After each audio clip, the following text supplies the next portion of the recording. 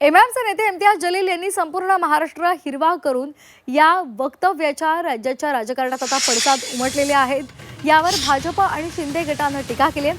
यावर हिरवा कुणाच्या मालकीचा नसून राजकारण करणं हा भाजपचा जुना धंदा असल्याचं संजय राऊतांनी म्हटलंय। तर इम्तियाज जलील यांनी गुरमीजमध्ये सर्व मिळून काढू असा इशारा संजय शिरसाट यांनी दिलेला आहे।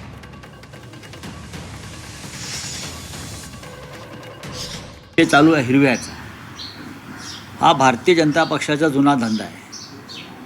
हिरवा रंग कोणाच्या मालकीचा नाही। हिरवा रंग म्हणजे निसर्ग आहे। आणि हिंदू हृदय सम्राट बाळासाहेब ठाकरे यांची जर जुनी वक्तव्य पाहिली तर त्यांनीही सांगितलेलं आहे की हिरवा रंग म्हणजे कोणाच्या मालकीचा, कोणाच्या बापाचा नाही। नगरसेविका मुलगी हिरवा, संपूर्ण मुंब्रा हिरवा करू नाही, करून दाखवा ना।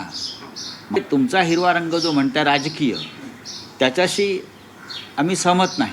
म्हणतो आम्ही भगवा फडकवणार, संपूर्ण महाराष्ट्र भगवा करू, याचा अर्थ छत्रपती शिवाजी महाराजांचा विचार आम्ही महाराष्ट्रामध्ये पसरवू। जे काही वक्तव्य केलंय त्याचा प्रत्येक समाज घटकांनी विरोध केलेला आहे।